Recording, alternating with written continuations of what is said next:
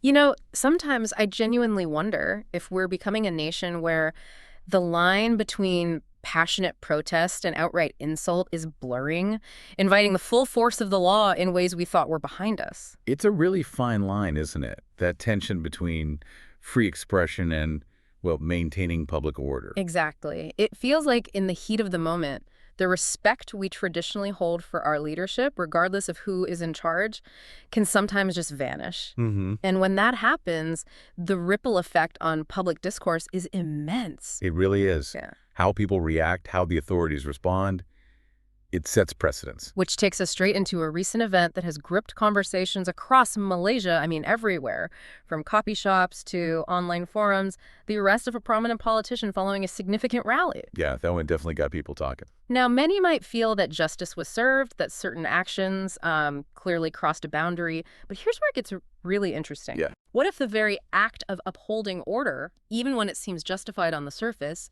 uses legal tools that were once deemed unjust themselves, tools that were supposed to be reformed? That's the core of the controversy, isn't it? Using the old playbook, so to speak. Precisely. What do you make of that balance between protest rights and the state's power to maintain order, especially with these particular laws?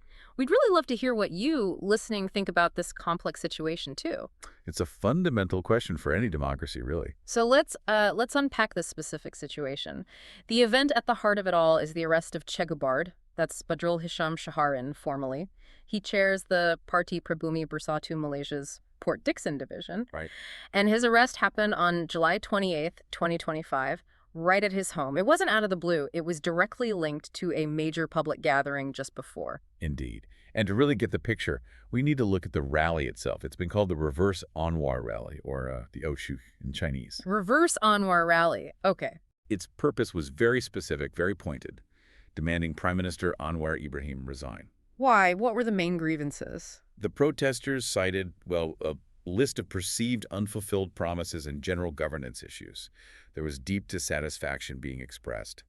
And it wasn't small estimates put participation around 18,000 people. Wow, 18,000 is a lot. It is. They marched towards Dedar and Merdeka, the traditional spot for big assemblies in KL. And the slogans were pretty direct. Things like, Anwar step down and people rise up, carry. It showed a real level of discontent. Okay, so a large protest demanding the PM's resignation. But what was the specific trigger for the arrest? You mentioned something escalated things. That's right. It was a particular action during the rally. The public display, and significantly, the symbolic whipping of an effigy made to look like Prime Minister Anwar Ibrahim. Ah, the effigy. I saw reports on that. Where did this happen? Very visibly near the National Mosque. And wasn't just displaying it. There was this whole sort of theatrical element. How so? They listed specific crimes or alleged failures, like not abolishing certain taxes, not waiving PTPT and student loan repayments. Right, the student loan fund. That's always a hot topic. Exactly. And ironically, perhaps, not abolishing the Sedition Act itself was one of the points. Okay. And for each accusation they read out, they symbolically whipped the effigy. It was undeniably provocative, a very strong visual statement. Provocative is definitely the word. And that act led directly to the police investigation. Precisely. That act seems to be the focal point for the police invoking a range of laws. They're looking at it under 4 different statutes, actually. 4. Okay, what are they? First, there's Section 14 of the Minor Offenses Act, 1955. That generally deals with insulting or disorderly behavior in public, kind of a public nuisance type thing. Okay, fairly standard for protests, maybe. What else? Then Section 504 of the Penal Code. This one's about intentional insult with the intent to provoke a breach of the peace. So not just insulting someone, but doing it in a way designed to cause trouble, basically. Intent to provoke. Got it. Third is Section 233 of the Communications and Multimedia Act, 1998. This is a broader one, often used for online content, dealing with improper use of network facilities, perhaps related to how the event was shared or promoted. Interesting application, potentially. And the fourth? The fourth, and this is the one causing a lot of the political heat, is Section 4.1 of the Sedition Act, 1948. The Sedition Act. Right. That's the colonial-era law everyone talks about wanting to repeal. Exactly. It criminalizes actions or speech seen as inciting discontent against the rulers or the government. It's been a major target for reformists for years, including the current government parties when they were in opposition. So using that specific act is significant. Very significant. Oh, and also separate police reports were made about drone usage during the rally.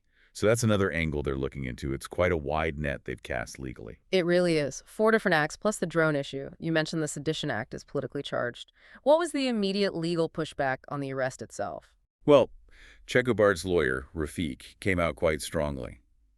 He argued the arrest itself was completely unnecessary. Why unnecessary? Because, according to him, Chegubard had already formally committed to appearing at Bukit Aman Police Headquarters the very next morning, July 29th, 11 a.m. for questioning. He was going to go voluntarily. Ah, okay. So the lawyer felt the arrest at home was heavy-handed. He called the decision by law enforcement, or maybe their superiors, regrettable. Especially, he pointed out, since the rally itself ended without any major unpleasant incidents, no riots or widespread disorder.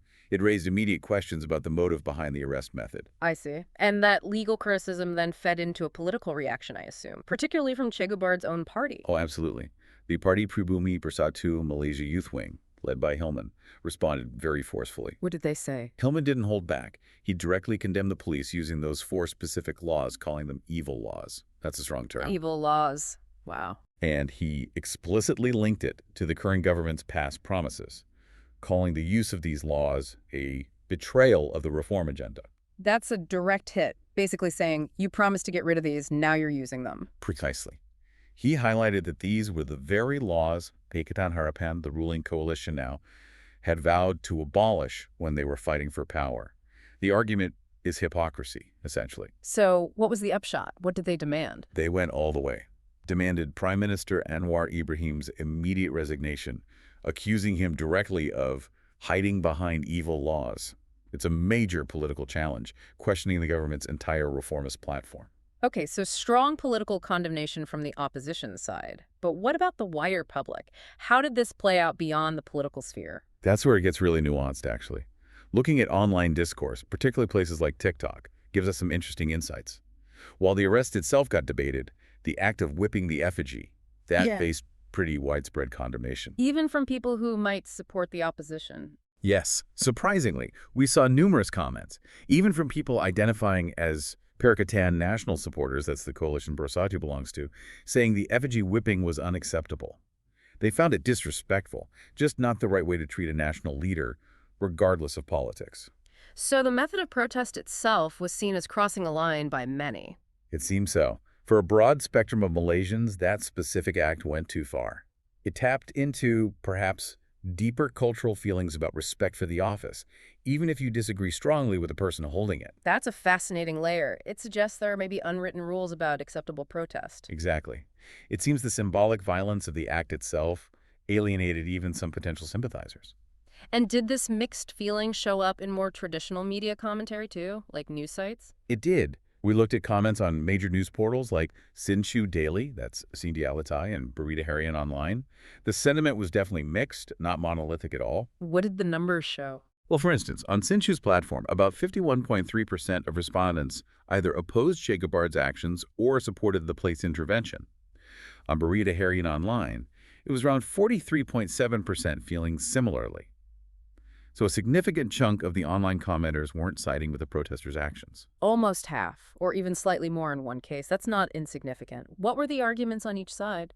Those supporting Chegubard typically framed it as you might expect: political persecution and abuse of power. They saw him as a voice for the people, unfairly targeted for speaking out. Right, the silencing dissent argument. Yes, but those who opposed his actions or supported the police used words like inciting, irresponsible. They saw the Effigy Act and related statements as a threat to national stability. For them, the arrest was necessary to maintain order, to prevent things escalating. So a real split in how people perceive the same event, political persecution versus maintaining stability. Absolutely. It depends entirely on the lens you view it through. How does this public mood connect back to the political situation? Does the disapproval of the Effigy Act change the potential fallout from the arrest? I think it might.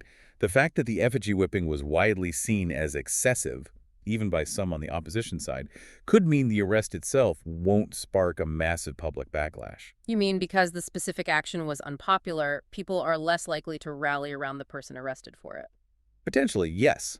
When a specific protest tactic crosses a perceived cultural line, it can dampen public sympathy, even if people agree with the underlying complaints. It makes it harder to frame the arrest purely as suppression of legitimate dissent, because many people disagreed with how the dissent was expressed. That makes sense. The method overshadows the message for some. It could be. So while his supporters will definitely see it as persecution, it might not galvanize broader public anger in the way, say, arresting someone for just holding a placard might. The specifics of the effigy incident really complicate the narrative. This whole situation, the rally, the effigy, the arrest, the specific laws invoked it, really throws a spotlight on that fundamental tension in Malaysia, doesn't it? It absolutely does. Right. Freedom of expression and assembly on one side, the state's need for order and stability on the other. And using laws like the Sedition Act, especially under a government that campaigned on reform, that just intensifies the whole debate. It forces everyone to confront what reform actually means in practice, especially when faced with provocative actions. So as Malaysia keeps trying to find its footing in this complex space between the right to dissent and the need for public order, what does using these, well, evil laws, as some call them, in what's supposed to be a reform era, what does that truly signal for the future of democracy here? That's the million-dollar question, isn't it? Is it just necessary enforcement against acts that genuinely cross a line, maybe even reflecting what a large part of the public feels? Or is it a worrying sign, a step back, potentially chilling future criticism and undermining those reform promises? It could be argued both ways, and the answer probably isn't simple.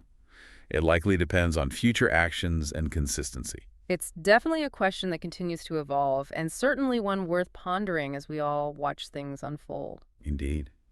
The path forward is rarely straightforward in these situations.